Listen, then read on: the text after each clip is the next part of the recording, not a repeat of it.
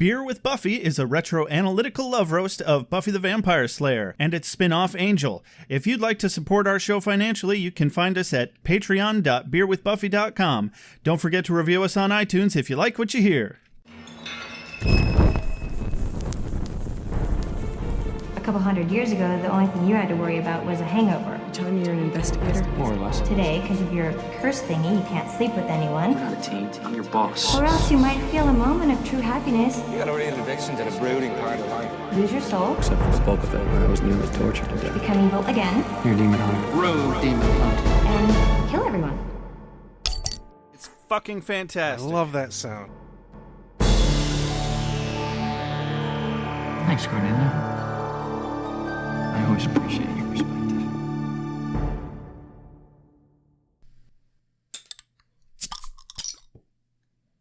Booyah! Welcome to Ale with Angel, everybody. I'm Josh. I'm Rex. Today on Ale with Angel, we are reviewing Season 1, Episode 3 of Angel, entitled In the Dark. Yes. Not in the Navy. In the dark. You fucked up the running joke. There was a running joke? Yeah. Fucking up the title of our show.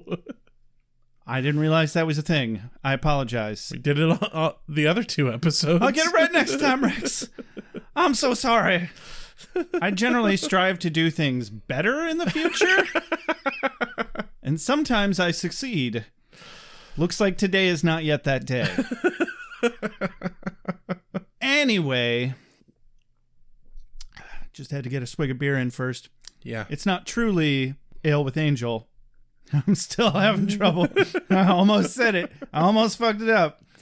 It's not truly an episode of Ale with Angel or Beer with Buffy for that matter until alcohol has officially been imbibed. Yes. And Keanu Speed, Rex.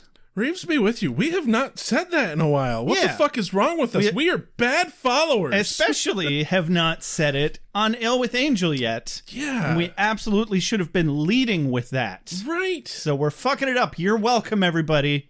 It wouldn't be us if we weren't fucking it up right out of the gate. Speaking of Keanu, if you follow us on Twitter, you may have noticed that Josh found something. I found a very special item indeed. It's not like it's something that you couldn't run to your local Target and pick up right now. And no, they're not sponsoring this. Someday, maybe we'll have a sponsor. But Sure. I just thought if anybody started listening to us because we're reviewing Angel all of a sudden, and you haven't listened to a single episode of Beer with Buffy, well, then what the fuck is wrong with you? Now go listen to it so we can add it to the list of things that are wrong with you.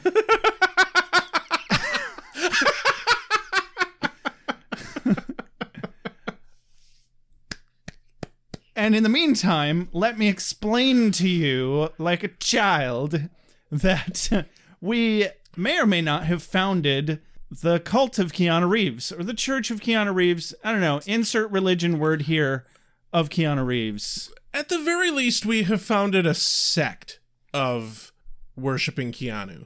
I think plenty of people worship him. Yeah, I don't think we were the first, We're definitely not the first. but we definitely started our own little special Keanu Reeves thing, just because he's like probably the best person alive. Definitely the best famous person alive. Yeah, I don't remember why it's relevant, which is why you need to go back and listen to all of Beer with Buffy. All of it. Honestly, I kind of would like somebody to let us know how we got started on that, because I don't remember at all. Well, I just know that it was the same episode where we made the Kool-Aid Man joke for the first time. And I don't remember the lead-in. No, I don't either. Not even a little bit. But, Keanu Speed, Rex. Reeves be with you. Reeves damn well be with me. So anyway, I found Keanu Reeves coloring books at Target, and they only had 3 left, and they're sold out of quite a few other stores. And my new job has me traveling around to all sorts of different retail outlets, and I was there, and they laughed at me when I was like, hey, do you have a Keanu Reeves coloring book? I had like 5 employees standing around doing nothing, and then suddenly looking for a Keanu Reeves coloring book for me. I was like, this is amazing. This is about as hilarious as the fact that there actually are Keanu Reeves coloring books somewhere in this store. And I found them, and I took a picture of myself with them, and I think we are well behind schedule for having some sort of contest for a free giveaway, and that will be the prize. We're going to give away at least 2. I want to keep one. Yeah. Oh, yeah. Because I don't know if those are like limited edition. I'm definitely keeping I'm keeping one for myself for now. And we're going to give away at least 2. The best suggestion I've heard so far for a contest is you pitch us ideas for a Keanu Reeves, Buffy, and/or Angel mashup fanfic. And then we pick our favorite one and a runner-up, and those people get... Yeah, I like that. The coloring books. I think we're probably going to go with that, but we're going to take this episode just to let you sit with that and see if we get any better suggestions over the next 2 weeks. Because, by the way, we are releasing bi-weekly now, if you hadn't noticed. Yeah. If you have an idea and you want to send it to us, you can email us, beerwithbuffy@gmail.com. Yep. You can give us a call and leave a voicemail at 269-743-0783. You can also text that number if you don't want to actually talk. Yep. And then there's also Facebook and Twitter at beerwithbuffy.com. Yep. At beerwithbuffy. Just Beer with Buffy, Beer with Buffy, Beer with Buffy. Yeah. Across the board on all social media for us. We're not on Instagram. We don't really do pictures.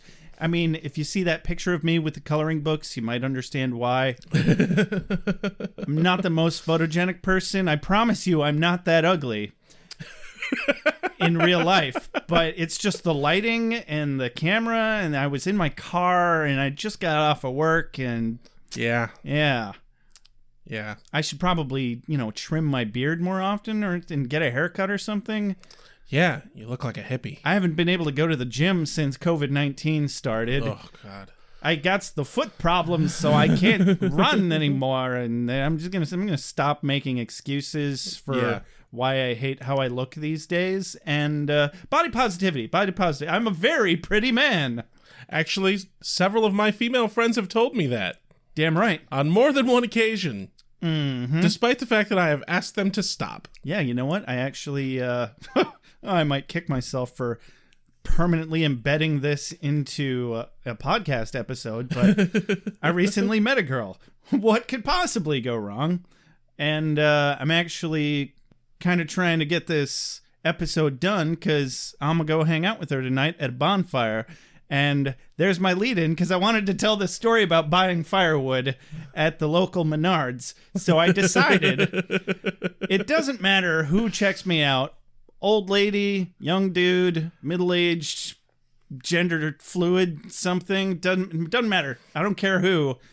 I'm going to make this really awful joke. And it ended up being a young girl, this poor unfortunate soul, checked me out with these 6 bundles of firewood, filling up an entire shopping cart.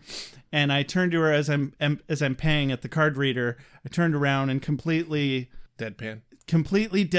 I'm like, hey, can I get bags for these? And I'm not going to describe the look on her face as pure panic, but she took me 100% seriously, and I felt so bad for her. You know how you can tell that you're not a bad person? You felt bad for making that joke. I was going to say, you can't, because I am, for making that joke in the first place. No, because you weren't serious. Oh, God, but fucking with people in retail, like, they're not there to have a good time. Yeah. You don't know how long they've been there. They don't want to hear your dad jokes. But sometimes it's nice to get a "you'll never believe what this customer did to me" story. Right? I think she was okay with it after I was like, oh, my God, I'm kidding. I'm 100% kidding. She was like, hey, man, you don't know the kind of shit I hear about around here. Like, you don't even know. And I was like, I get it. and she tried to like get in on the joke real quick. She like tossed me a roll of tape and was like, "Here, do it yourself." I'm like, that's the right answer. So I had a good time buying some firewood. It was good times. Yeah, anyway, we got a show to do here. Weird. You said you wanted to read off some patrons. Yes. It's our new thing. We're going to always thank our current Patreon subscribers because you make our show possible. Our Patreon subscribers consist of Meredith McCaslin, Rose Clark, C in quotes heaps, Andy Burgess, Kfro Gnome, Father Defenestrado, Alexandria Ware van Brunt, Kelly McAdams, Shuby Pathic, Carol Jude, Ollie from the Heart, and Carrie Phillips. Thank you very much. You complete me. Yes, yes. Every one of you. Except for the ones that don't. You know who you are. Because they don't listen to this podcast. Anyway. Good. Right? And I wanted to read off a couple more of our iTunes reviews that we got. First one. Rex is actually participating in the podcast, guys. It's weird. I know, right? The first one we got today is a review by Con Friends. Says... Oh, I mean, it wasn't today. We're actually working our way through our backlog of older reviews because we haven't had any newer reviews recently. Only you can make that not the true current thing anymore. Moving on. This review is from Con Friends. Titled, The Best Buffy Podcast. Best is all caps, mind you. Yeah. I've listened to several Buffy podcasts, and this is by far my favorite. These guys are funny, intelligent, and get Buffy. Also, seem like they would make great drinking buddies. Damn right, Con Friends. We do make great drinking buddies, if we do say so ourselves. And we do. Yes. By the way, if you happen to be looking through our reviews, you'll see one entitled Beer with Buffy Josh. Yeah, that was me. It's no shame. It's not somebody fucking with us. You can do that. You can totally review yourself, and I did. Next review. Hey, I happen to think that we have a great show. I do as well. If you're not your own podcast's biggest fan, you're doing it wrong. Completely agree. Next review is Lilu Juno. Lilu. Titled Can't Get Enough. Lilu says, I've listened to every episode and can't wait for the next one. Okay, I can wait, but I'd rather not. Damn right. It strikes just the right balance between mockery and admiration. I haven't watched Buffy since Netflix took it off, so this helps fill the void. Well, guess what? It's on Hulu now, so, just start accumulating all of the streaming platforms. These guys do a great job, and I think any Buffy fan would appreciate and enjoy the podcast. Goddamn right. Woohoo! Hey, everybody, just keep those reviews going. We're slowly making our ranks up the search list on iTunes, and we just really want to be the very top. Yeah, it really does help us, guys. It helps us place better on iTunes, which makes us more visible to a wider audience. Yeah. And the more popular we feel, the more fun we're going to be. We still get around half our listens through iTunes. Yeah, and all of our self-esteem comes from narcissistically sitting around going, my God, we're good. Hey, Rex, did you realize that we are quite possibly the second best Buffy the Vampire Slayer podcast on the market? Second? I don't know about you, but I think we're better than that. Well, there's always going to be that one podcast that I just don't think we're going to surpass in the numbers anyway. Oh, yeah. Well, we'll never surpass in numbers. I'm not going to use their title on our podcast. No. It's probably a bad idea. It is. You know the one I mean. Yeah. If you're listening to us, you've listened to them. But we're definitely the best. Anyway, it's time for a mom synopsis, or are we still doing a dad synopsis? Well, what do you think, Rex? Ah, shit. What the hell do you think? All right, fuck this guy. I'm talking to my kid. Joshua, when are you going to stop paying rent? When's your generation going to go back in time and not fuck up the economy, Dad? Oh, yeah? Yeah, how's that theater degree working out for you? You magnificent poof. Wait, was that a compliment or an insult? Take your pick. You're not my real dad. Oh, yeah? How would you know? Because you're a caricature I created to be an amalgamation of toxic masculinity, loosely based on multiple other family members and men I've met throughout my life. Like I said, a magnificent poof. And I felt like you would be an appropriate distinction from my mother for Ale with Angel, since the protagonist of the show happens to be male, and the protagonist of Buffy happens to be female. Hurry up and synopsisize the episode before I get bored and go out for a pack of cigarettes and never come back. Oh, and also, by the way, you probably shouldn't code your podcast episodes based on gender. Ass. Thanks, Dad. That's actually a very insightful comment. Yeah. Huh. I just have to say, poof is a perfectly fine compliment. I have a poofy cat. I thought he was floofy. He is. He's both. Look at him laying there. Like a big fucking poof.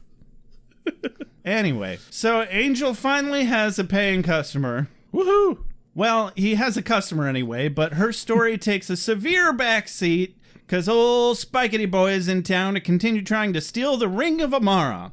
Again, which gives its wearer complete invulnerability.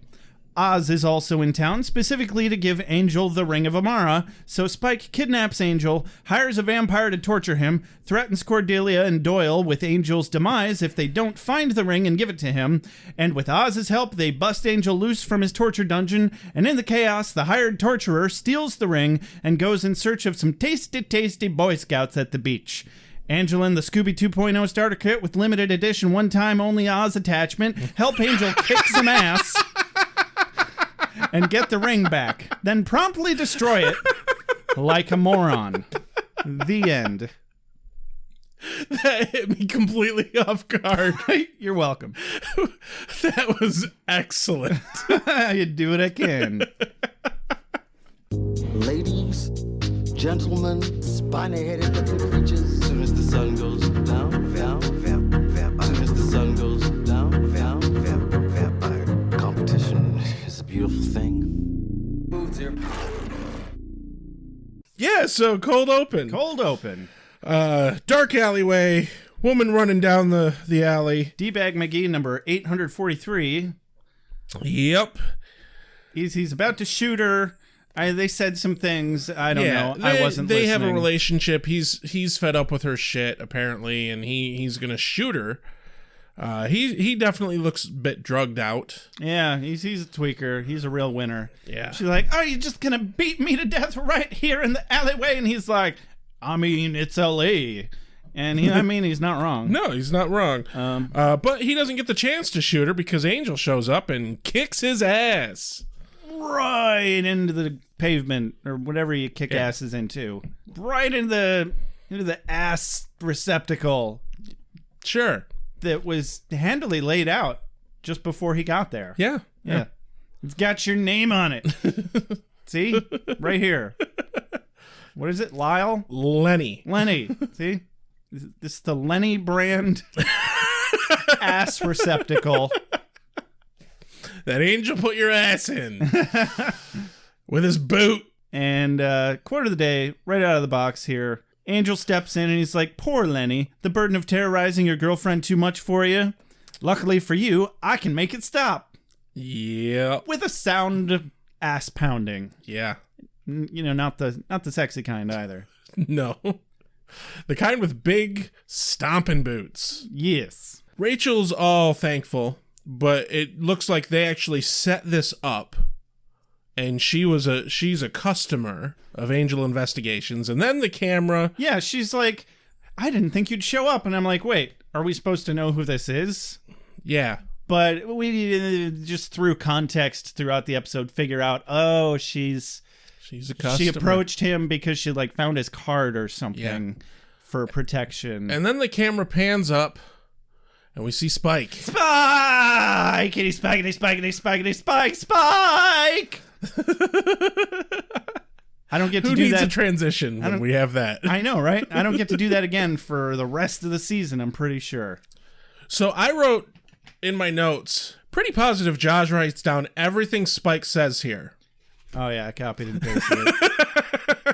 So I didn't bother to write down anything Spike says here, but he has a whole speech, and it's lovely. I'm certainly not going to do his whole speech, but it's amazing. He has a surprisingly long conversation with himself from the rooftop as he does his own version of a dramatic reading in real time as Angel talks to Rachel. He didn't quite nail the broody voice, though. Not quite. I mean, frankly, it seems like Angel should have been able to hear him, but that would have ruined the funny. So Yeah. it's definitely one of those things that suspension of disbelief is welcome here. There were some highlights, among which were, because he's doing the voices for both of them, and he's like, "Oh, how can I thank you, my mysterious black-clad hunk of night thing?" Well, you see, little lady, I was once a badass vampire, but love and a pesky curse defanged me. Now I'm just a big, fluffy puppy with bad teeth. It's really hard to do the Spike accent mixed with imitations of Angel and some random girl. I just assumed you'd go right into the dramatic reading of it. Oh, right? Well, I mean, if that's all you need. She kind of sort of reaches towards him. It's like, "No, not the hair. Never the hair. But there must be some way I can show my appreciation. No, helping those in need is my job, and working up a load of sexual tension and prancing away like a magnificent poof, not unlike Edgar, is truly thanks enough. I understand. I have a nephew who is gay, so, yeah." Say no more. Evil's still afoot, and I'm almost out of that Nancy Boy hair gel that I like so much. Quickly, to the Angel Mobile. Away! God. Spike lights up a cigarette, and he's like, "Go on with you. Play the big strapping hero while you can. You have a few surprises coming your way. The Ring of Amara, a visit from your old pal Spike, and, oh yeah, your gruesome, horrible death." I really expected him to get tased during that speech. Right! Like, man, it seems like you would have learned by now, but this is pre-initiative Spike, which is really disorienting. Matter of fact, the next time in the timeline that he does this exact thing, he does get tased. Yes, I believe that is correct. So he lights a cigarette, he's using a Zippo, and God, I can just smell that amazing lighter fluid that Zippos use. There's some foreboding music, slow zoom in, priceless Spike moment as per usual. Opening sequence. Cut to the highway where we see Oz! Oz! Driving along in the Ozmobile. Oz! Oz! It also works. I wasn't feeling it at first there, but I was like, wait, no. Here we go. Just keep the momentum going. You're good. Just follow through with the swing. I got this. Slap my ass! Quick! Okay, don't. I'm not. No. I mean, the living room's all a clutter with a bunch of shit, so... Yeah. Edgar, Also, it would disturb Edgar. He's sleeping right there. Edgar, slap my ass! I need it for the energy. He won't do anything. Man, he does not care at all. No, he really doesn't. So Cordelia is excited about their first paying customer. But Doyle deflates that excitement right quick. He is not so naive to believe that an invoice equals payment. Sending out a bill doesn't mean anything. That's not money. That's mail. I'm like, well, okay, you're not wrong. I also wrote down that line. She's like, but it's the American way. Paying for things is like default is also the American way. Yes. Yes, it is. Damn right. I know Especially this year. I know which side of the fence I'm on. Yes. See if you can guess, everybody. Oz breaks through the door going, "Oh, yeah." No, he politely enters. And Rex is a negative Nancy about my Kool-Aid Man joke. We're not there yet. That happens later. Cordy is so happy to see him, and they have so much to talk about. Yeah, so much. Yeah, like, how's everybody? Good. Good. How's Sunnydale? Same. Are we done yet? How's the bronze? Yeah. Completely done. That it only took like 3 questions, and Oz says to Cordy, talking about Angel being a detective, says, "Does he have a hat and gun?" just fangs. Well, that works. Where is he? So, which is a perfect segue. Smash cut to the elevator with those awesome accordion doors, where we go and we have a very similar conversation with Angel down in his apartment. Did you write down this exchange? Oh, yeah. Do you want Angel or Oz? It doesn't matter. They sound exactly the same. I know. So I'll do Angel, whatever. They see each other. They run towards each other with their arms open, and it's slow motion. That's not what happens at all. And they make out. It's not what happens at all. Oh, this isn't a fan fiction. No. I'm sorry. I got my nights confused. I think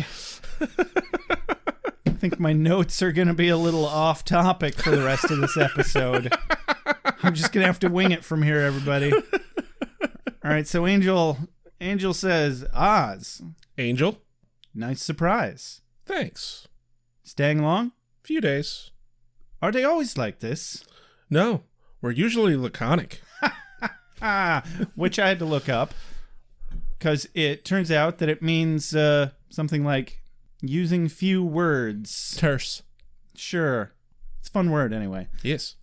So Oz gets right down to business and offers up the Ring of Amara to Angel. Yes. We recognize this from the Buffy episode, The Harsh Light of Day, where Spike is with Harmony and being the comically abusive boyfriend. Not a great combo, I know, but it's what they did. So yeah. It's the episode where we get Spike's hilarious line about squirrels making lots of rotten little squirrels. Angel seems a bit less excited than you might expect. Yeah, but he's Angel. Well, yeah, but like... I think he was extremely excited, and he shows it in broodiness. Because he got all extra broody all of a sudden. He did. That's how excited he was. Yeah. I think you're onto something there. Damn it! Doyle, don't you know how excitedly broody I am?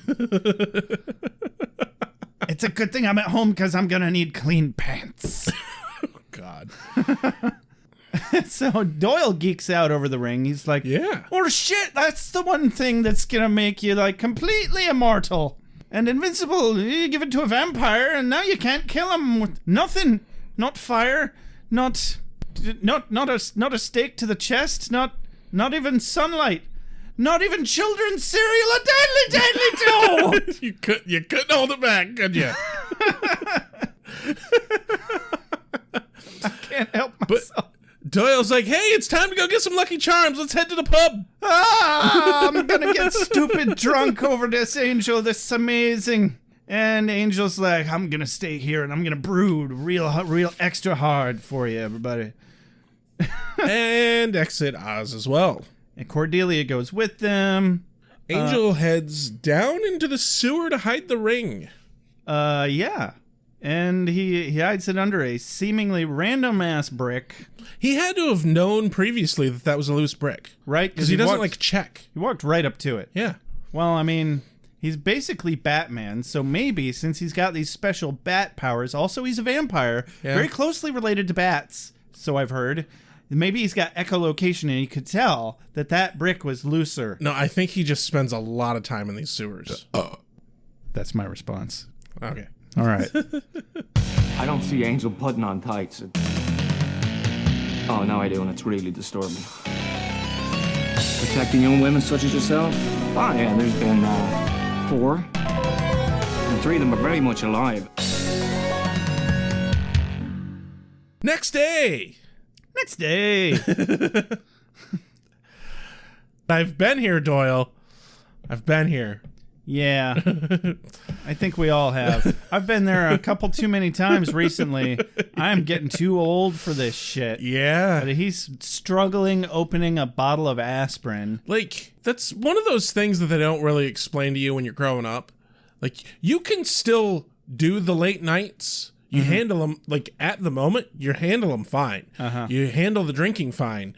It's the fact that your recovery, the time to recover grows exponentially. Yeah. Every year. Because your metabolism just takes a fucking swan dive into the goddamn Grand Canyon at about 35. Yeah.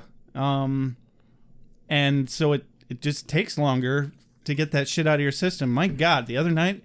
or like a week or two ago, I woke up after a night of relatively, like, not super heavy drinking, but I had more than I normally would have on a casual night. And, like, my heart was just pounding. And, like, it gave me a panic attack because I was like, oh, God, am I dying? It was awful. It was so awful. Anyway, so he's like, is there some kind of trick to this? He's just Yes, trying to, it's called being sober. we're just trying to get the cotton out of the aspirin bottle. Corey's like, give it to me. And she pulls it out. And Practically throws aspirin at him. yeah, so I got some of the lines here. I think one of them amounts to a quote of the day. Let me just read them real quick. She says, I think the trick is laying off the ale before you start quoting Angela's Ashes and weeping like a baby man. And he's like, hey, that's a good book. She says, so I've heard, but I doubt that the main characters are Betty and Barney Rubble, as you so vehemently insisted last night. Also, I don't think Oz appreciated being called My Little Bam Bam all night. So Cordelia practically named the podcast for us in this line. Right? But, you know, after the fact that we had already named it. But, I mean, she misses by a thin margin on account of they're fucking doing it wrong. If you're going to have ale on Angel, it needs to be with Angel. Otherwise, it's not ale with Angel. Jesus Christ, you guys. Jesus Christ. So, I just really, really wish we had seen a scene of him calling Oz My Little Bam Bam. right? And, which brings me to, second of all, I was way ahead of myself with my Flintstones jokes. I think it was the first episode. I was making jokes about everything being super old, and like they jump into their Model T, yeah. and you had no idea what I was talking about. You're right. He just got a joke from 2 episodes ago, everybody. This is an historic moment. It's like, because they jump into their Model T and propel it with their bare feet with his friend Barney. And Rex is like, what? What the fuck are you talking about? Flintstones, man. Flintstones. Take your vitamins. God. See what I did there? Yeah. Okay. Decent joke. So, not funny, but decent. fuck you. Angela's Ashes is an autobiographical book, by the way, about an Irish guy with an alcoholic father. So that's funny because Doyle's Irish and kind of an alcoholic. Yeah. Diddly do. And that's way more time than we needed to spend on that scene. Yeah. Angel's downstairs doing katas. Yeah. Angel's brooding professionally with the broodiest fucking martial art in existence. Yeah. Tai Chi.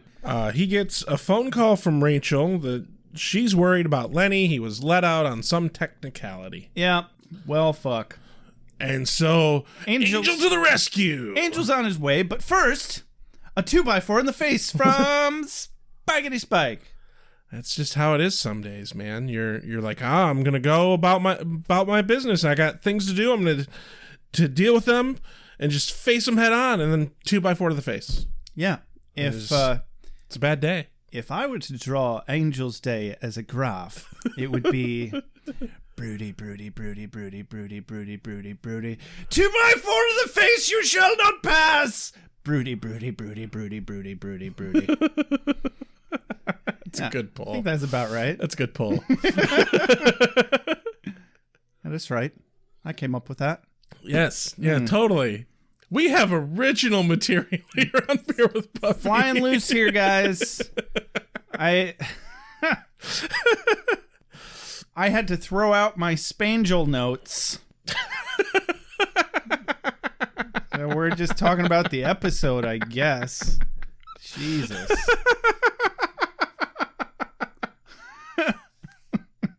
Hold on, I need a moment.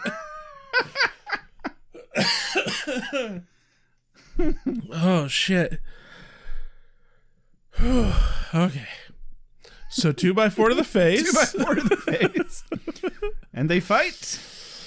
Yep, there's a great battle. Well, it was an all right it was a fight. decent. It was certainly a battle. That's definitely a word that happened. There's a good line here, one of my quotes of the day, because Angel's like, what, this is your plan? You're just going to fight me to get the ring? Yeah. I had a plan. Smart. Carefully laid out. But I got bored. Yeah. He's like a cat. Yeah, he really is. I wonder if that means he'll lay on the couch with his belly up like Edgar. We can only hope. Right? Uh-huh. Well, I don't know. What'd your fan fiction say? You know what? We're not here to talk about that, Rex. So if you're going to be a buzzkill, I'm going to be a buzzkill. Anyway, lots of testosterone-filled badassery quipping. Spike's vamp face looks totally normal and Buffy style instead of that weird swirly gig shit that we had, at least in the first episode of Angel. So, and Angel's face looked pretty normal when he vamps out as well. So my question is it just LA vampires that have that weird swirly gig forehead shit going on when they vamp out? Or is it like a mood-based thing? Or maybe it changes based on location. Probably based on astrology signs and moon phases. That's what I'm thinking. Or it could be that the previous vamps had work done when they were humans, so their faces don't vamp out properly. This is LA, after Still got fucking plastic surgery. Yeah. Fucking up their stupid swirly gig foreheads. They deserve it. Right. And they're dead now, so it doesn't matter. Yeah. So, Cordelia and Doyle enter as Angel knocks Spike on his ass. Spike runs off. Now, Spike looks up, and this is hilarious, because this is like the third time this has happened. I mean, it was to Oz the first two times, but now Spike's like, Cordelia, hey, did you lose weight? And she's like, yeah, oh my God, I've been going to this gym. Hey, you're evil or something. And it's funny because, like, we're used to him being normalized and kind of integrated into the group after season 4 of Buffy. Yeah. But that hasn't happened yet. Right? He's still totally evil and does not have a chip in his head yet. Yeah. So that's that's extra funny. He had those kind of moments all through season 3 as well. Oh yeah, because he went to Buffy's house and was sitting there with Joyce. Yeah. Yeah. They've been doing this for a while. It's a fun gag. I love it. It really is. A person needs certain designer things. You shouldn't be trying to eat my friend's brains. Hey, you're a vampire. So yeah, Spike runs off, and Angel tells Cordy to go hide out at Doyle's place. Cordy's like, but why can't I just go home? And he rightfully says, hey, Spike is smart and knows you and can hunt you down. He could also just burn your place to the ground. Yeah. Yeah. Which Spike is not above. He is not a fair fighter. Right? Yeah. Oh, absolutely not. I think it's funny here that I realized as Cordelia is having all these interactions with, I want to say new characters, new to Angel anyway. I think it's hilarious that Cordelia literally does not have a single friend or acquaintance in this show that isn't some kind of demon or monster. Yeah. Yeah. Although she doesn't know about Doyle. She doesn't know about Doyle, but he's not human. Yeah. He's half human, which is the closest she's got. I mean, I guess Oz was human most of his life until he became a werewolf. Still not human totally anymore. Yeah, everyone's got something fucking wrong with them. And then, of course, Spike and Angel are vampires. Yeah. Blah. What are you going to do? Not go out into the sun or, be around sharp wood. Yeah. I mean, I thought you meant Cordelia. I was like, oh, yeah. Cordelia can do whatever the fuck she wants. Anyway, Spike runs away, old namby-pamby like.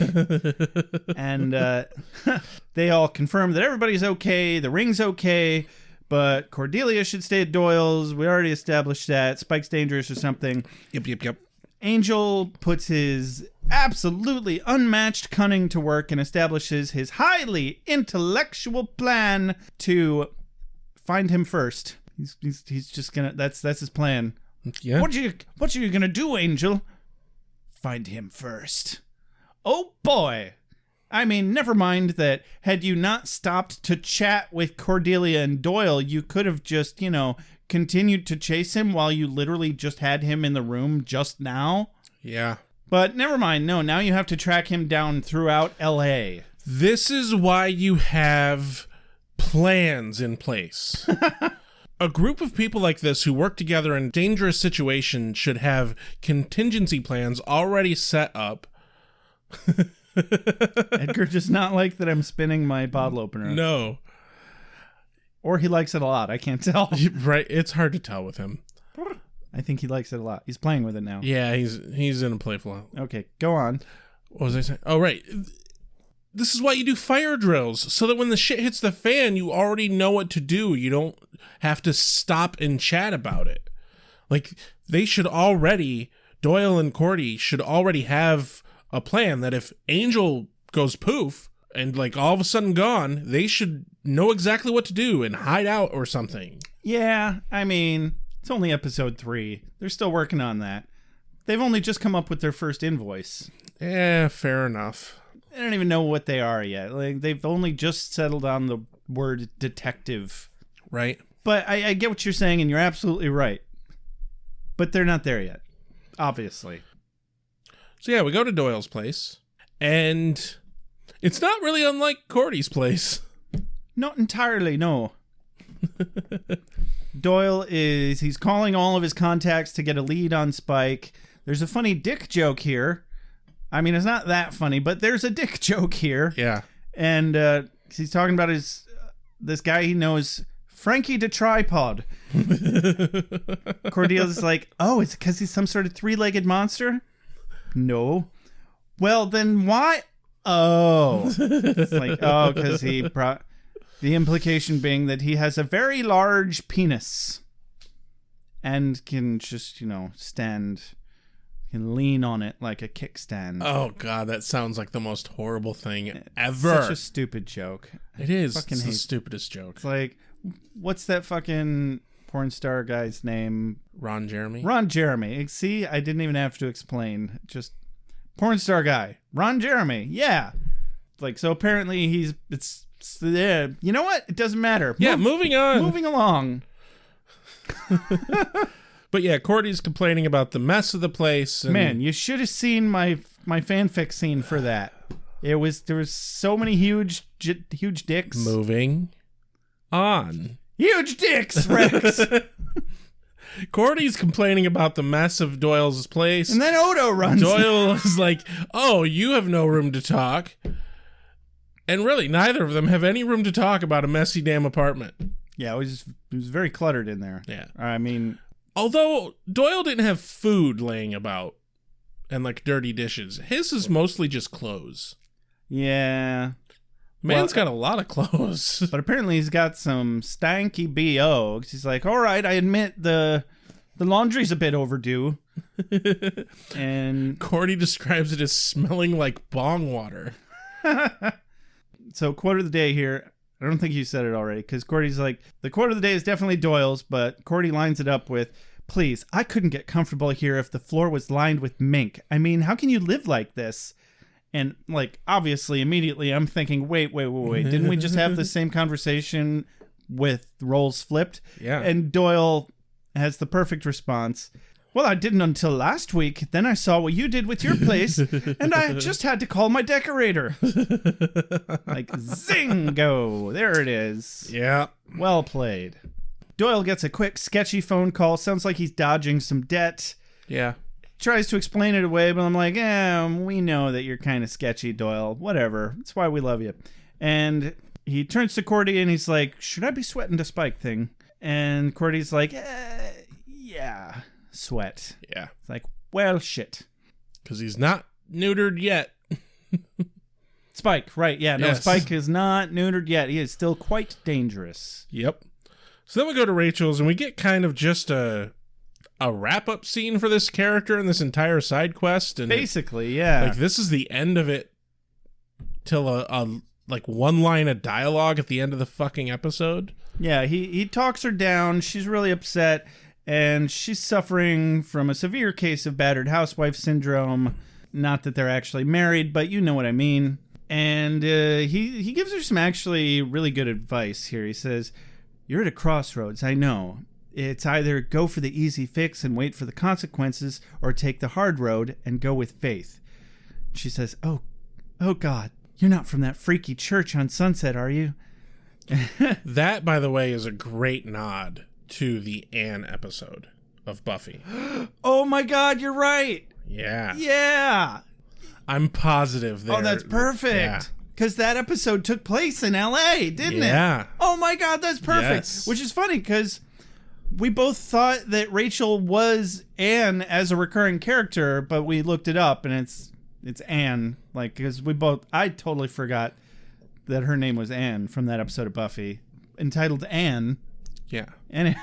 Anyway, so. Anyway. See what I did there? Yeah. Okay. Angel responds, in yourself, that kind of faith. What I'm saying is, if you leave Lenny for good, it'll hurt, but eventually you'll be stronger for it, and maybe you'll find your way to the kind of love you deserve.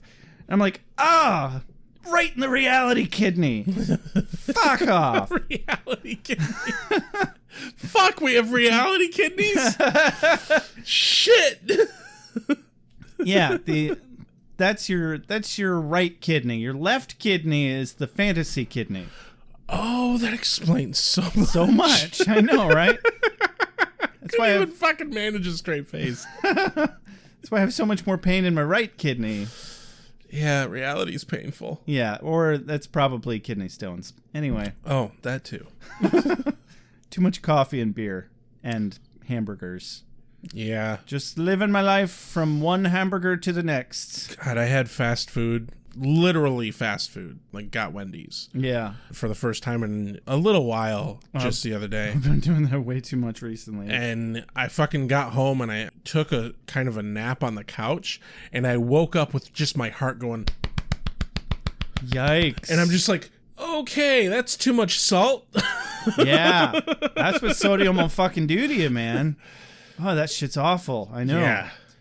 That's how I felt when we got Taco Bob's after like 2 months of fucking lockdown. Right? Dude. Yeah. It was like after 1.5 tacos. I really gotta fucking quit that shit. Yeah, it's garbage. Stop eating fast food, everybody. The more you know. So Angel's like, take the hard road, go with faith. And I'm like, yeah. No. Faith definitely is the hard road. I'd go with faith on the hard road. Yeah. I know I'm not the only one. No, probably not. Also, damn good advice here, Angel. Words to live by. Thank you very much. I don't want to share my feelings. I don't want to open up. I want to find the guy that killed Tina, and I want to look him in the eye. Then what? Then I'm going to share my feelings.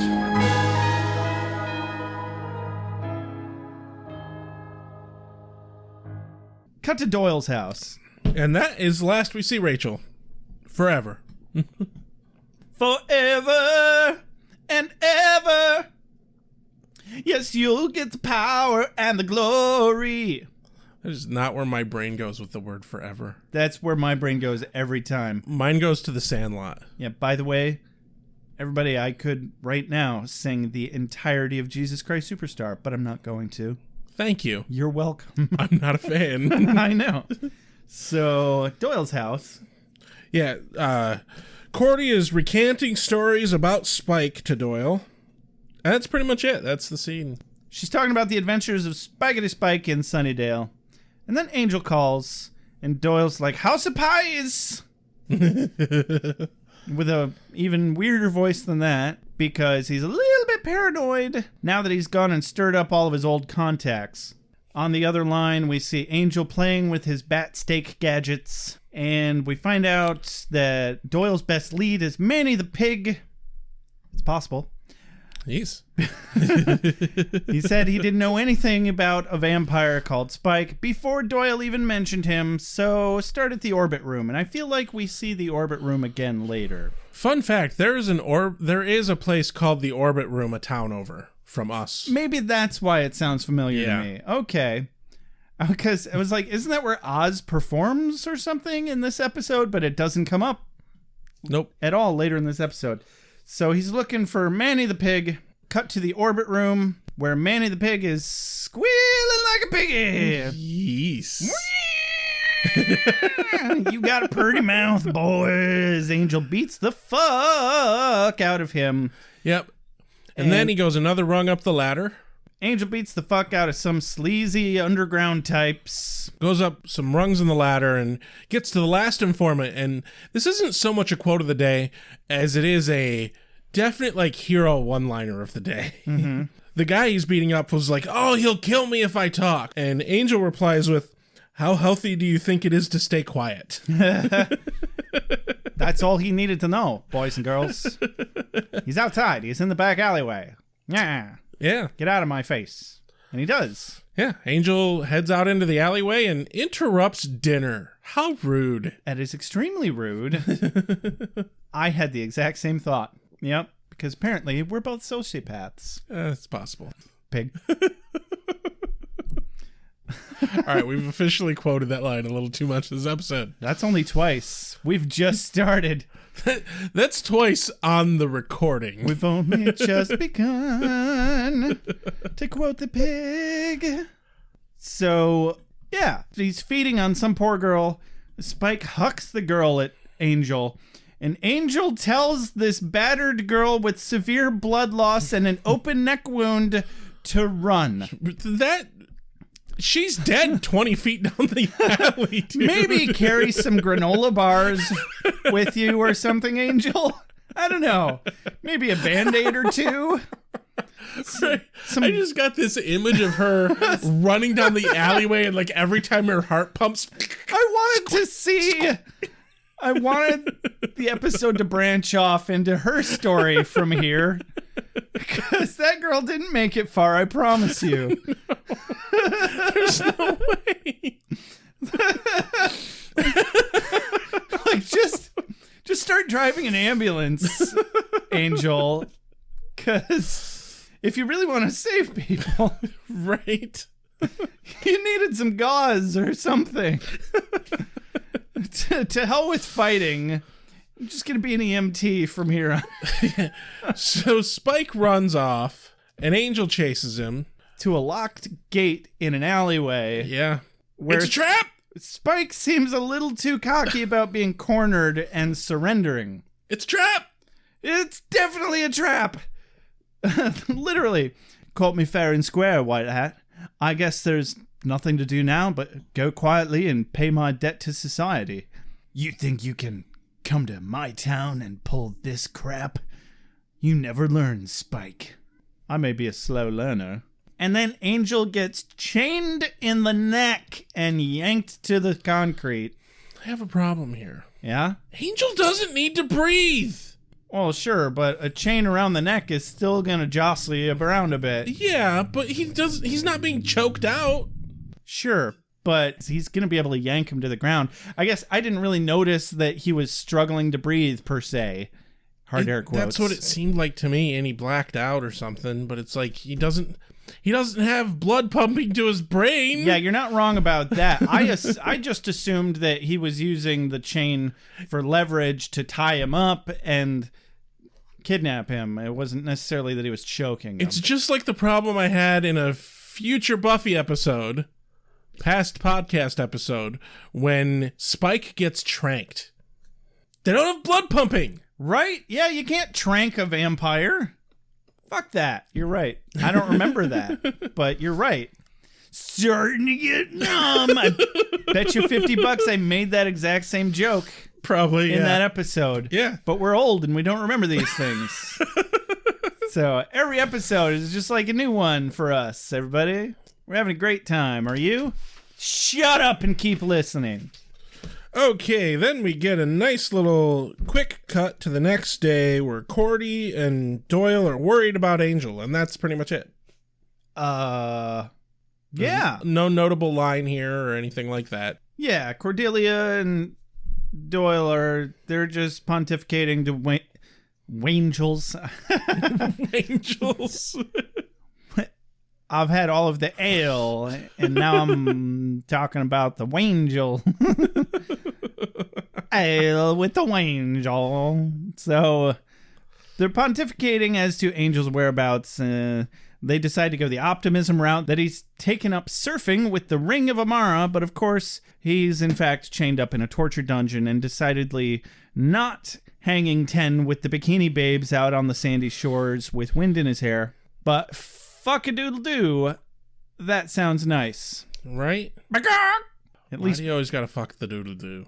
The poor doodle-doo. all I want to do is fuck-a-doodle-doo, Rex. It's a long-established desire of mine. Do you mind? I do, actually. Anyway, hey, Rex. Yeah? Did you ever consider that we should be doing that instead of reviewing a 20-year-old TV show about angsty teens? It would require us to live in a place that would allow us to do that. Wait, are you talking about fucking doodle-doos or surfing on the beach? Surfing on the beach. Oh, thank God. I was worried for a moment because that was a rough segue. It was. I've always wanted to go surfing, though. I know, right? I'm too scared of the water now, though. I don't have that kind of fear. Yeah, So. I don't know. I don't think I've told this story on the podcast. Somebody was criticizing us in one of the recent reviews that one of us, wink, wink, nudge, nudge, I'm not really sure who they meant. It could have been either of us, but one of us tends to go off on tangents. Well, fuck you. We both go off on tangents. We do. Also, thank you very much for that 5-star review. Don't let this Yes. deter you from giving us one of those. That'd be great. That'd be so great. But one time I was kayaking. This was about 2 years ago. And I fell out of my boat at the top of a dam. It was a very short dam, mind you. But it was traumatizing.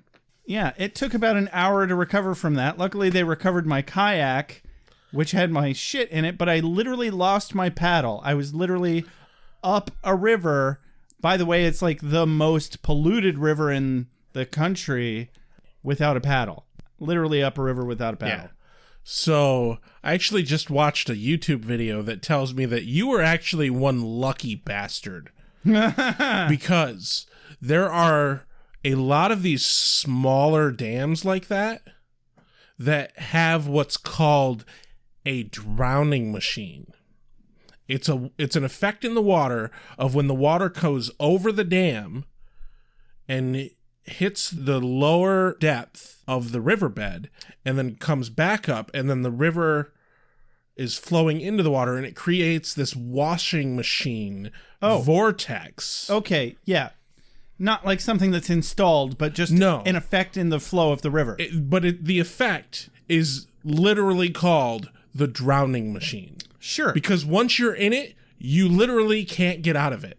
Okay, that's funny because only like maybe an hour before this happened to me, I was talking to this other kayaker who's like this old, grizzled, experienced veteran kayaker. And he was telling me about that exact effect.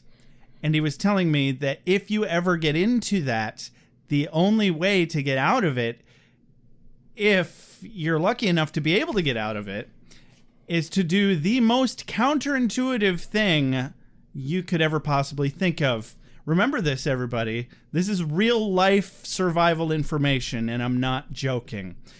If you ever find yourself in that situation, the best thing you can do is to ball up like you're a roly-poly or like you're being eaten by a bear. Yep. That is the only way.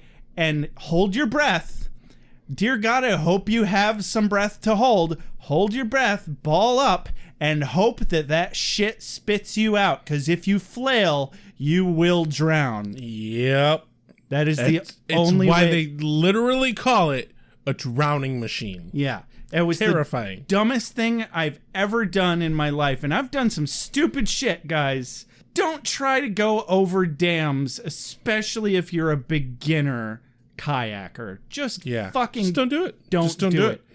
I got so lucky, and I'm so scared of the water now.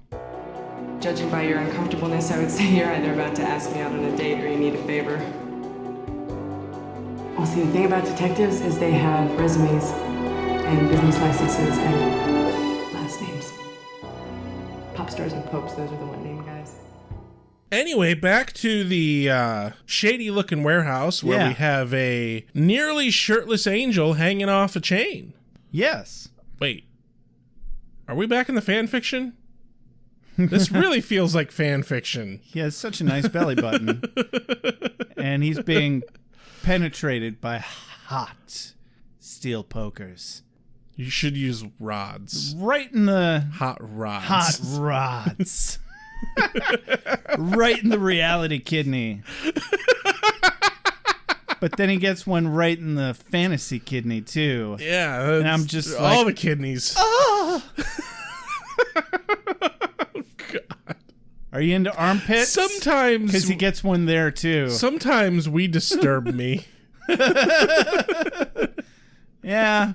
I think Pete would concur with that. If only he were here to serve us alcohol while we did this. That would be fun. I'd like to do a live episode and perform for an audience at Papa Pete's, which would mean we'd be performing for absolutely nobody. Only Pete. Except Pete. And maybe we might be get a few friends. And a couple homeless people. Yeah. And maybe one or two regulars. Maybe. But that can't happen till lockdown ends. Yeah. Well, it can't happen until COVID-19 is no longer a real threat. Yeah. So anyway. So I get a quote here.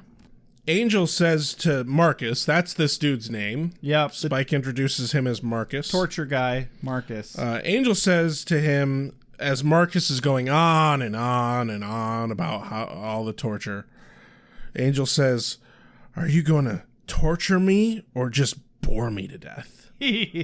Probably a little bit of both. Stab! Stabbity. You know, I felt like Spike was going on and on more than Marcus. I was like, both were. Let the poor man do his fucking job. You hired him, you're paying him.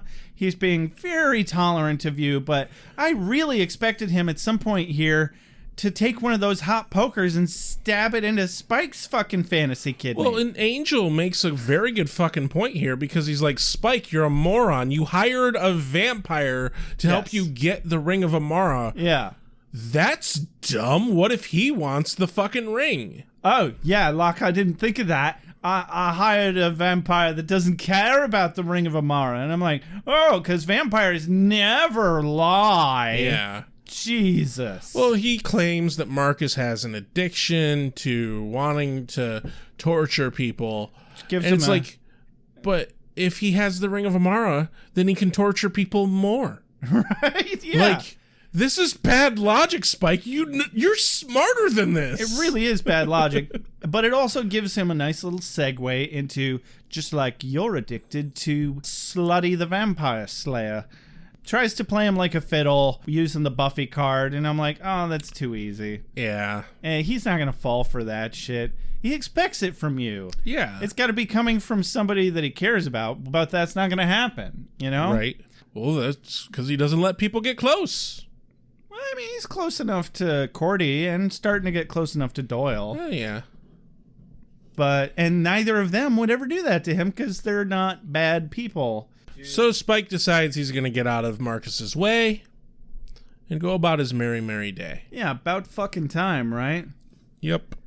So, yeah, after the obligatory mind games, cut to Angel's lair. Where Spike starts thrashing the place. Tossing, I believe, is the proper term. He says, oh, this is fun, but I will get bored with this quickly. Like a cat knocking over a glass. Bored now. Which... very grateful Edgar does not do that. He does, however, early in the morning when I'm not getting out of bed to feed him, he will start pushing my glasses off the nightstand. Because he's smart enough to understand that I'm going to grab my glasses. So he's like, hey, if I make him grab his glasses, he'll get up. Oh, God. He's a really smart cat. However, he fails to understand that if he knocks them on the floor... I'm less likely to get up because I don't want to crawl under my fucking bed to find my glasses. Uh-huh. You know, one of my cats does the heel knock glasses of water off the table, and I want to discipline him for it, but he just looks so happy when he's doing it. I'm like, oh. So anyway, Spike's looking for the ring in Angel's place. Then we cut back to the torture dungeon. Torture warehouse. Torture warehouse. I mean, what is a dungeon other than, it doesn't have to be underground. Fair enough. It can be a warehouse. This is very much a warehouse. Definitely a warehouse. You can tell by the fact that the walls and ceilings are made of just steel. Yeah, and there's definitely sunlight leaking in all over the place. Yeah. Certainly not underground, which I guess would make... I don't know why that's so important to a dungeon. Why does a dungeon have to be underground? I think that's the classic dungeon. Whatever, who cares? So Marcus is actually fairly insightful and observant here. He knows Angel doesn't care about the ring either, or that Angel doesn't care about the ring. He can tell, because otherwise he'd be wearing it and he wouldn't have hidden it. Yep. And Marcus starts to do this creepy PG-rated pedophile act, talking about liking children, but eating them, of course. Hence the PG rating. Yeah, and it's disturbing nonetheless. It's still disturbing. Like, they cast this guy well. That's all I'm gonna say. Like, I'm sure the guy that plays him is a super stand-up dude. I've seen him in other things. He's a good fucking actor. But he looks like a pedophile. Yeah. It's creepy as fuck. And maybe it's just the way they dressed him. Maybe he's just that great of an actor. I don't know.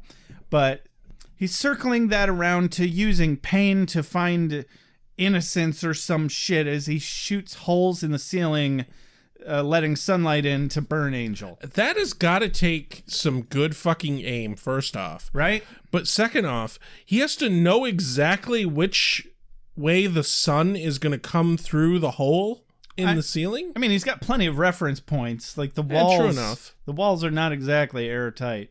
But he also has to make sure that it's a right spot that Angel can move out of the way while being chained in place. So that he doesn't just go up in flames. Yeah. Because they still need information out of him, absolutely. Cut over to Angel's place again, where Cordy and Doyle show up. They confront Spike. Cordy has a crossbow with a stake shooter thingy in it. Man, they really just did not abide by what Angel told them to fucking do. I forget. What did he tell them to do? Stay at Doyle's house. Oh, yeah. No, they said, fuck that. And frankly, it's kind of a good thing. Yeah, fair enough. And so Cordelia, of course, is mostly concerned with being repaid for the damaged goods in Angel's place, even though it's not her place. Spike informs them that Angel is being tortured, and they'd better give him the ring real fast. And he promises to give Angel back in exchange for the ring. Well, one of the things he says specifically is Angel is really stubborn, so he's likely going to die before he gives up the ring. Right. So it's up to Cordy and Doyle to find the ring because they know Angel's not going to give it up. So Angel's going to fucking die. Yeah, they had to maneuver it into some sort of leverage somehow. Like, we've only got so much time for an episode, you know?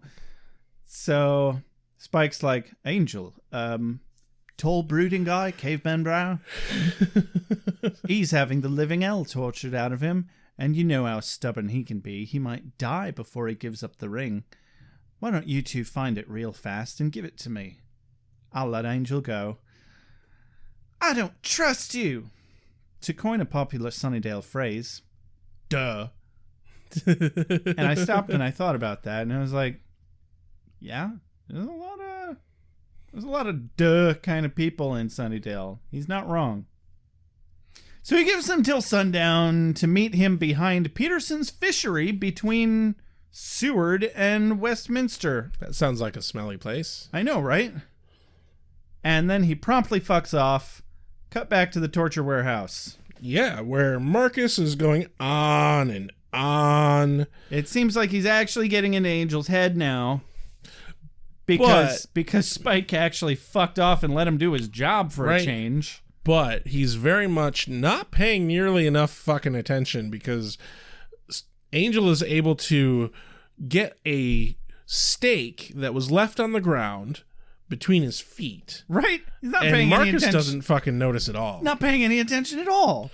And luckily, Spike happens to show up because Marcus would have been fucking dead. Right? I thought Marcus's most interesting line here, I thought it was actually, he was doing a pretty good job of, I mean, if not getting into Angel's head, he at the very least really understands Angel on a deeper level than most villains that are trying to fuck over Angel. And he's like, in the end, you won't feel guilt or remorse or anything but pure darkness. In the end, the ring, the past, none of it will mean anything anymore. You'll be free. And I suppose I should have set that up with, he finally gets Angel to answer his question, what do you want? And Which is forgiveness. He says forgiveness. And I was like, ooh, I was going to say Buffy, but yeah, forgiveness. That really is what he wants. He wasn't lying. I really don't think he was lying. No, and because Marcus said, I can tell if you lie, and he's not lying. Yeah, he's definitely not. And I thought about that, though. I'm like, so if he gets forgiveness, then, great. He can just live a normal life. I don't know. What's his end game here? Which is really what this Marcus line brings up the question of. Because he's like, in the end, you won't feel guilt or remorse or anything but pure darkness. So if he doesn't feel guilty anymore, I think he's saying, what will keep him from turning evil again? Which I think is bullshit because he has his soul. Yeah. But it's still an interesting thought. Well, and then there's the question of, like, how many lives would Angel really, like, there's no amount of lives I think he could ever save that would get him to a point where he feels like he has gained forgiveness. No, because he's blaming himself for the actions of a demon, not himself. He's being a martyr for no good reason, which has been perpetually the problem with Angel's character that we just have to look past. Yeah. And just accept it at this point. But it was a fun thought experiment for a moment there. It's definite that they're really going to have to do something with him as a character. Angel in Buffy was not quite one note, but kind of one note. Like 1.5 note. Outside of him going evil, I'm so broody, Buffy, because I feel so guilty about everything. Yeah, and that's him. That's him to a T. And then he was most interesting when he was evil. And outside of that, he's kind of meh. And so it's very, especially to me in this episode, they've already realized, well, shit, we really better do something with him. Like they're wasting David Boreanaz's talent on this character at this point. Oh, yeah, definitely. We should figure out what kind of deal this is. I mean, is it a gathering, a shindig, or a hootenanny? Well, gathering is brie, mellow song stylings. Shindig, dip, less mellow song stylings, perhaps a large amount of malt beverage. And hootenanny, well, it's chock full of hoot, just a little bit of nanny. Spike steps in, stops Marcus from letting his sloppy work get the best of him. Why'd they give Marcus a name and make him talk so much anyway? He's not nearly as scary as he could have been. No. He could have been so much creepier. Yeah. But, I mean, so we got a couple of interesting messages from one of our old regular listeners, Geraint, regarding the last 2 episodes on how this show could have and would have been a lot darker had the network not stepped in and said, nah, that's too dark. Not knowing that people love dark. Yeah. Because he would have, like, licked the blood off of Tina. And because they never come back so far, they've not come back to the very first thing they established was that he's having a blood frenzy when he sees blood. And Doyle thinks that he's going to crack and try to eat people that are innocent. But they never come back to that. And that would have been the perfect tie-in with Tina at the end of episode 1. And also it would have been the excellently dark and fit completely with the theme of how dark this show is. Yeah, I completely agree. Supposed to be feeling, where, like, apparently Kate was supposed to be not just an undercover police officer, but struggling with a drug addiction and paying for it with prostitution on the side as a moonlighter. That, I don't know how I feel about that. I feel like that would have been too much. Ah, see, you're just as bad as the networks. That would have been greasily, satisfyingly fun. Maybe. It would have been disgusting and awful, but... Let's revisit that idea once we actually get to know that character more. I guess. I mean... Because I don't remember her for shit, so... No, I don't either. I think...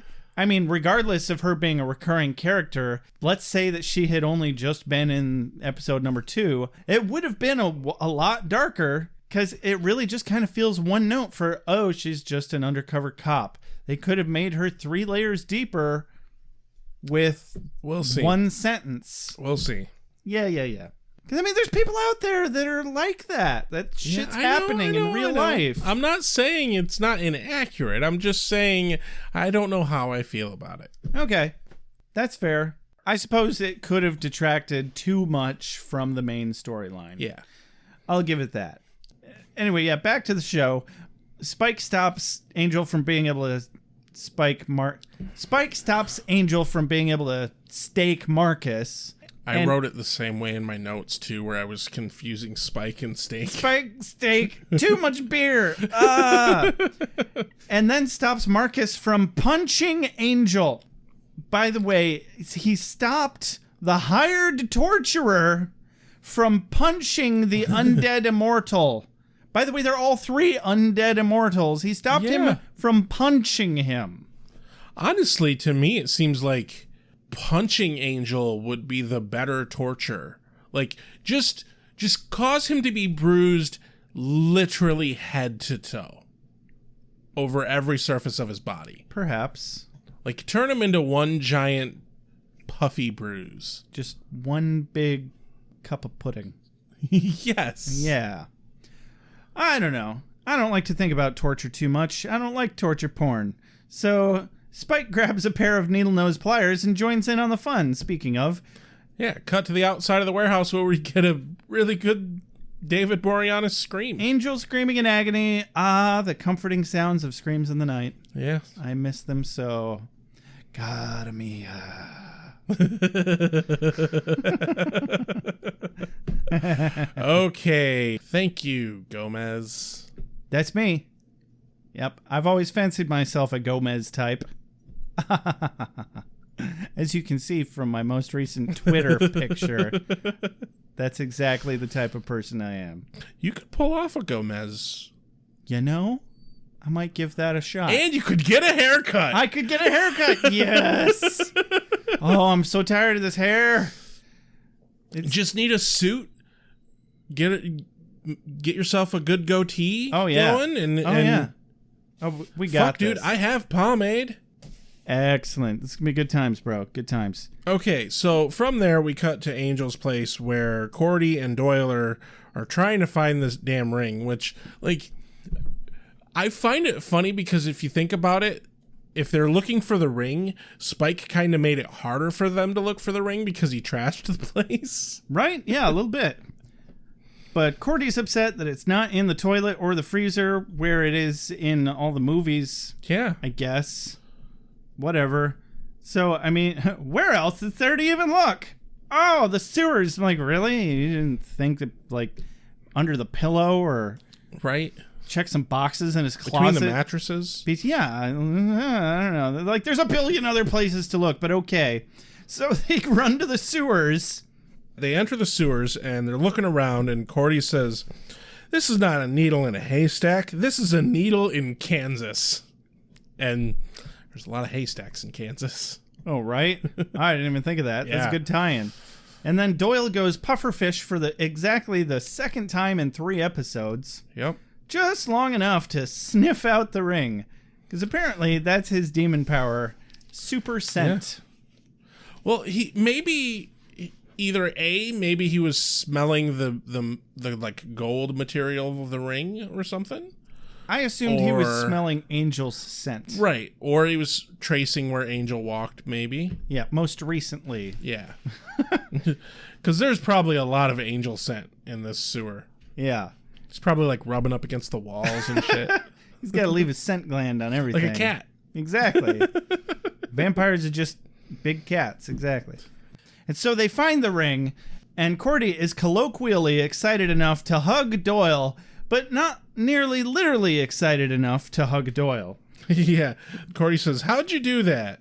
And Doyle says, "Hey, you got to get lucky sometimes." And Cordy says, "I could hug you." And Doyle puts his arms out. You're not that lucky. Yeah. He's hopeful. He's hopeful. You got to give it to him. Poor Doyle. Oh, well. What are you going to do? Sometimes you just got to deal with the fact that that girl doesn't want to sleep with you. Yeah. And deal with it and move on. Hey, I have a lot of unrequited crushes. Like, I get a new one about once every month. Right? Yeah. Man, it's torture for me. Every time I go to the beach, I get about 50 of them in one shot. Or, walk down a popular strip downtown. I mean, like, legitimate crushes. No, I know. I'm joking. And now I'm just a dirty old man. Yeah. Oh, I mean, we knew that. So anyway, they concoct a plan to get Angel back and not give Spike the ring. Yeah. Which, duh. Derp-a-doodle-doo? Why did they wait this long? They didn't even need the ring to enact their damn plan. They could have gotten one out of one of those quarter machines at the grocery store. A Cracker Jack box. Yes, exactly. Yeah. If those are still a thing. I don't know. It's not the 50s I have no anymore. idea. And we're not in a ballpark. So cut to an alleyway in the daytime where Spike hangs in some shadows outside during the daytime. Does this seem really dumb to you? Yeah. Like, all they need to do is reach over and nudge him. Yeah, just poke him a little bit. Boop. He's on fire. Ow! But anyway, I mean, as we know from season 4 of Buffy, he's not particularly scared of the sunlight and will often just put his coat over his head and he's good to go. Right as rain. Do the little run. Just slip into the nearest sewer and everything's just fine. And so anyway, they make him prove. This is how they leverage him. They tell him, well, we know where it is, but we need to know that Angel's alive first before we tell you where it is. And he's like, oh shit, well, you got me. And I'm like, really? All right. They didn't need the ring. They could have just done this. They could have done this hours ago. Right? Back to the warehouse of minor torture. Yeah, it's. I mean, it's a challenge to torture somebody that can't die from being stabbed in the torso multiple times. Like, yeah, okay, he's in pain. I doubt he really cares that damn much. Right? Yeah, still not fun, though. I mean, think about it, though. Angel is exactly the kind of person you wouldn't be able to torture with pain. Because he's so broody because of his own mental, emotional torture. He's like, oh, I deserve this. Yes. See, that was part of my Spangel script. I figured. Yes, give it to me, Spike. Give me all those spikes, Spike. Give me all your hot rods. Moving on. In my torso. Moving on. Because I deserve it and they don't make me happy. On. At all. They make me so broody, Spike. Are you done? Yeah, take it, bitch. Are you done? Spangel. Come on. Spangel. And you're what? Shocked and disappointed? I'm evil. You should know better than attempt to fake the fates. Well, that was pathetic. You should know better than attempt to fake the fates. There's a lot more than that. A fantastic day. Birds singing, squirrels making lots of rotten little squirrels. You know that fan fiction has to actually exist. It definitely already exists in many capacities. Which is why I threw it out. So they're like, hey, Spike, we're here, and we actually have the ring. The dumbasses actually brought the real ring. By the way, guess what? We really have it. And Doyle, hucks it onto the floor, and Spike's like, hey, guess what? I'm not actually going to give him back to you. You didn't see that coming, did you? Oh, big surprise, Spike. You're the bad guy. To coin a special Sunnydale phrase, duh. Yeah, no shit. And then Oz's van busts down the wall of the warehouse like, oh yeah. There's your Kool-Aid moment. There it is. Spike tucks and rolls, presumably to avoid the sunlight? I guess. Because that van came absolutely nowhere near him. Yeah. He's just like, oh no, I'm scared of loud noises. Whatever will I do? Being the big bad villain that I am. Doyle and Cordy grab Angel and they start to carry him to the van. Oz is hanging out his driver's side window with 2 fucking crossbows. Oh yeah. Because Spike was so affected by those when Cordelia was holding them. To be fair though, I suspect that Oz is a better shot than Cordy is. Also, he had 2 of them. Yes. And also, he's a werewolf. Definitely has keener senses, even in his human form, than Cordelia does. So yes, for that reason, I agree, he's almost certainly a better shot. So yeah, they get Angel into the van, they drive off. Spike is like, oh, that's fine, I'll just grab the ring. Oh, no. Oh, fuck. Oh, Marcus must have taken it. yeah. Who could have possibly foreseen that? Angel possibly foreseen that. Yeah. So Marcus is outside, cut to the beach or a pier or a dock or something where he's shopping for children. Like, if you're a vampire and you get a fucking magic ring that lets you go out into the sun, the first fucking place I would go is a goddamn beach. Oh, right? Yeah, definitely. Like, especially holy shit. in LA, you got all that coastline there. Yeah. And so we see the ring on his finger. And we cut back to the van where the gang is hightailing it to somewhere safe, but where? Maybe a hospital, but that doesn't work. He's not alive? Right, yeah. What's the fucking hospital gonna do? Also, it's daytime. I think the first thing the hospital would do would be like, he doesn't have a heartbeat, but he's moving. Oh my God! Ah! That's exactly the noise they'd make. Yes. Angel's like, no, fucking turn around. Marcus probably has the ring. He likes little kids. We gotta go stop him. Yeah. And we get a scene of Spike throwing a little hissy fit to himself where he breaks the record player, goes on a small localized self-pitying rampage. He's like, I do all the legwork and what do I get? Royally screwed. No more partners. I'm a lone wolf from here on out.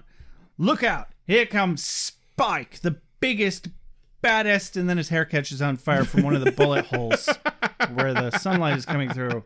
I had to pause it and laugh for a solid 5 minutes on that scene. Was almost as good as him getting tased in the middle of a big badass speech. Yes. Almost. Anyway, turns out he's the biggest, baddest douche canoe to not be able to withstand sunlight without bursting into flames. He's so badass. Yeah. Law. Cut to the pier. Back to the beach. Marcus trolls for children. Yeah. Yeah. And then gets hit by a van. Yeah, where they... It's so fucking magical that they just...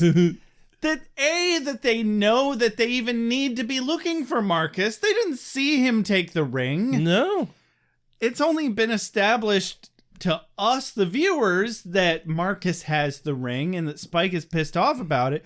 And then the Scooby 2.0 gang starter kit with limited edition Oz add-on. I was really going to be disappointed if you didn't continue the whole phrase. That happens to know, just intuitively, that they have to go look for Marcus and not Spike. And that he's standing somewhere on a pier that the van can drive on and can hit him? Oh my God, they'd have had to circumvent so many pedestrians that wouldn't give a flying fuck. And you're trying to drive through there. Right, and I guarantee there had to have been like those cement posts. Yeah. Like there's no way. You can't get a vehicle onto those fucking things for that reason. Exactly. But they hit him with the van. Cordy and Doyle jump out and start attacking him, but, you know, he has the ring. He's fine. Well, Cordy jumps out to save the children. Won't somebody think of the children? Doyle tries his hand at some hand-to-hand combat with Marcus. Oz shoots his crossbows at him, which he immediately is just like, ha, pish-posh. Merely sticks and twigs. And they are, because he has the ring. Yep. But then... the only reason this isn't a bad idea is that it works. It's because somebody wrote it ahead of time and it was carefully shot. Yes. Yeah. So Oz steps back to the van and goes, Angel, are you sure about this? And he's like, yeah. And Oz flings open the back door of the van and Angel runs out of the van, bursts into flames, and tackles Marcus off the pier. Yeah. So... this is the first time I ever thought about the stunt person, because that actor was actually on fire. Yes. And you could tell that they were covered in this weird grease. And let me tell you, at least he was running directly into water, because that's where you want to go. That's the only way to get out of that one unscathed. Yeah. Like, we're going to light you on fire. You'll be on fire for about 5 to 10 seconds, and then you'll land in water, and it'll be fine. Yeah. Yeah. But you got to tackle this other guy, too. Make sure that he goes with you. Like, he didn't grab him very hard, but they used the shot anyway. Yeah. Because that's the kind of trick you can only do once. Yes. Or it takes hours to set it up again. Yeah, no shit. No shit. So under the boardwalk. Angel fights the sky under the boardwalk. I actually really love that song. He's on fire by the sky under the boardwalk. But under the boardwalk, they're not on fire anymore. Right, but I mean, he was before. They're fighting each other. Yeah. It's a pretty rudimentary fight, but it ends in just kind of a humorous moment to me. Marcus gets too cocky, like you do when you have an invincibility ring and are a vampire that is of little note. And Angel impales him on an errant broken board. Yeah, and then Marcus is like, what? I'm invincible. And Look how invincible I am. Look how easily this ring comes off of your finger also, jackass. What? Surprised face? Quickly revealing the ring's biggest weakness. If you're a dipshit, you can still easily be killed. Yes.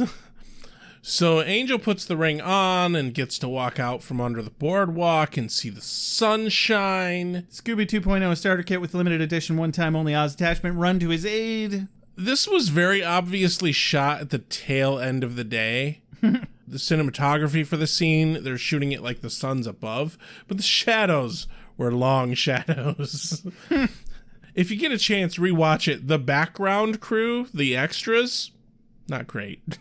Not great at all. Well, also, I mean, they're all just milling about like it's a normal day and not like they just watched a van hit somebody and somebody burst into flames tackling him into the water and then fought him under the dock in clear line of sight. Like, there's no way that people weren't like, holy shit, what's going on over here? And then impaled him on a stick where he promptly no longer existed all of a sudden. Maybe it's that mentality of like, no, don't look away. Don't get involved. Just don't get involved. Yeah. Let the weird shit happen. I feel like there's a reference to Hitchhiker's Guide to the Galaxy, the somebody else's problem field. Yes, there was definitely a somebody else's problem field around them. Yes. That's the one. Thank you. Well, that's somebody else's problem. They're like, Angel, are you okay? But he's having an anti-broody moment as he sees the first bit of sunlight he's been able to enjoy for over 200 years. My favorite thing is like how many times Oz is like, he's very pale. Yes.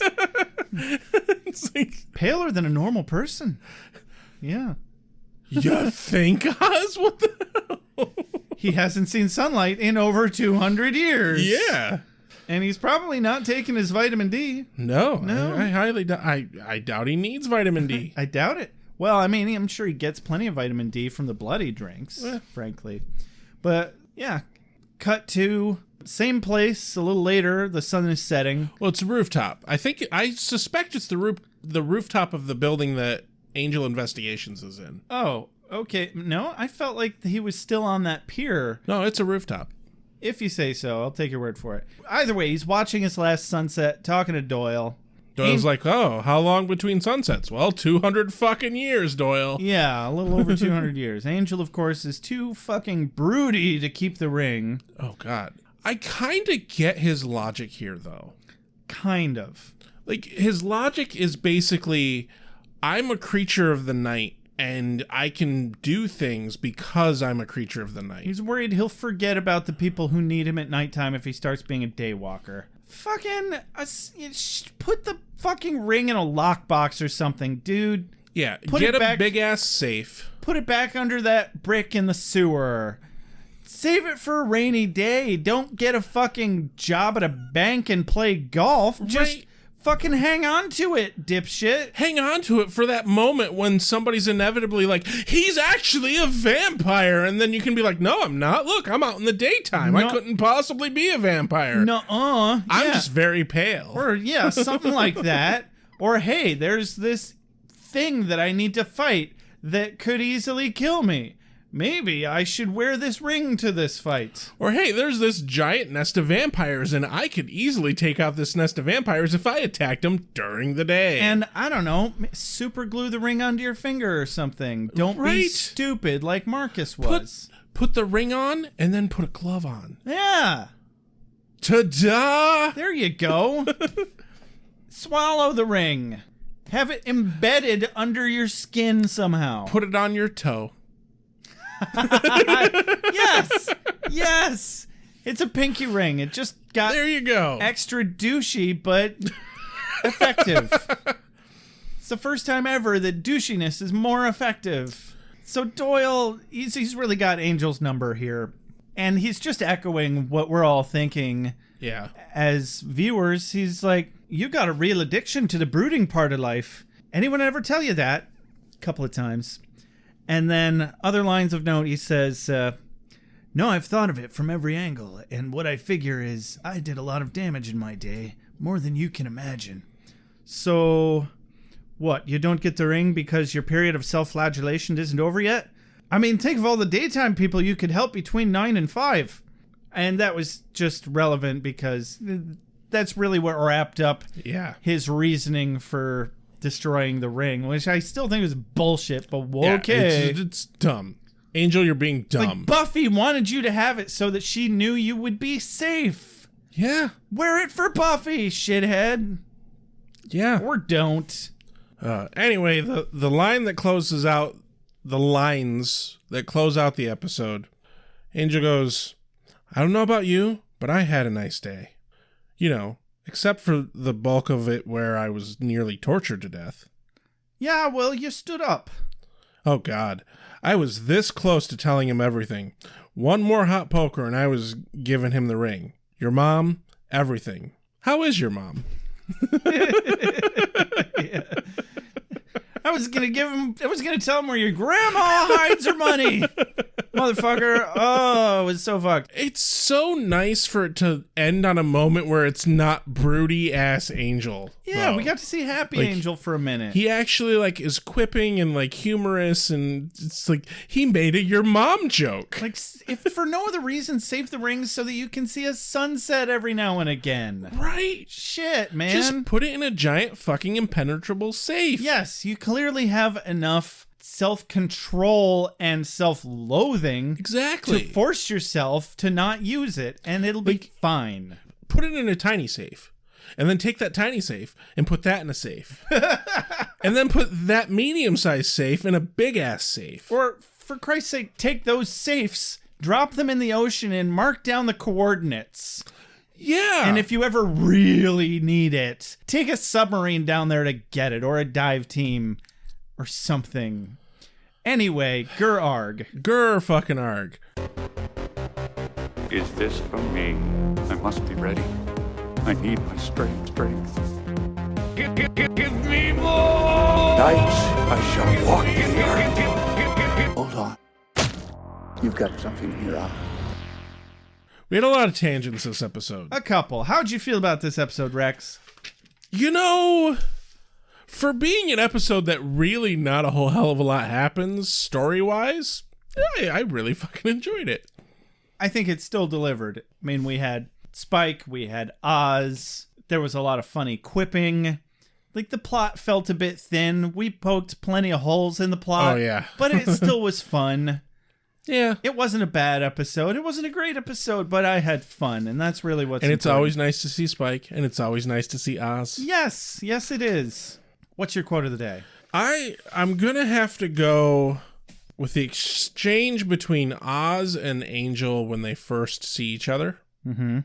Oz, Angel, nice surprise. Thanks. Staying long? Few days. But really my quote of the day is after Doyle says, they always like this? No, we're usually laconic. We're usually laconic. That was a good one. Right out of the gate, too. What's your quote of the day, Josh? All right. My quote of the day, I'm going to go with a slightly more serious one. It's when he's talking to Rachel. Angel says, what I'm saying is, if you leave Lenny for good, it'll hurt, but eventually you'll be stronger for it, and maybe you'll find your way to the kind of love you deserve. I love this line because it hit me hard in the reality kidney. Yeah. I wasn't joking about that. These are words that hit really close to home for shit that's been going on a lot in my life recently. It was just a nice little truth bean thing. Little truth bean. Little truth bean. Yeah. I like it. I like it. Stuck in amongst an otherwise relatively fluffy, stupid episode. Yeah. Yeah, it really was. I just got bitten in the knee by your cat. Yeah, he does that sometimes. This has been AwA with Angel. As always, you can find us on Facebook. Oh, it is your closing. Yes, it is my closing. You can find us on Facebook as Beer with Buffy. You can find us on Twitter as Beer with Buffy. As always, review us on iTunes, please. Like, they're love bites. He's trying Stop biting my knee. He wants to play. He wants to play. Okay. As always, review us on iTunes. Like we said in the beginning of the episode, is the absolute number one way that you can help grow our podcast. If you'd like to support us financially, you can do that by buying merch through store.beerwithbuffy.com or support us directly, patreon.beerwithbuffy.com. We'll even read your name. How about that? Woo, yeah. If you'd like to talk to us about innocuous Angel and Buffy things, you can do so in a number of ways. Through email, beerwithbuffy@gmail.com, through our voicemail, which also accepts texts at 269-743-0783. And then finally, a big thank you to JJ Treadway for all our new Angel music. This has been AwA with Angel. I'm Rex. I'm Josh. Keanu speed, Josh. Reeves be with you. We're totally doing that giveaway. Keanu Reeves coloring book. Yeah. It's going to happen. Whoa. Allowances for your years, but I expect a certain amount of responsibility, and instead of which you enslave yourself to this cult. You don't like the color?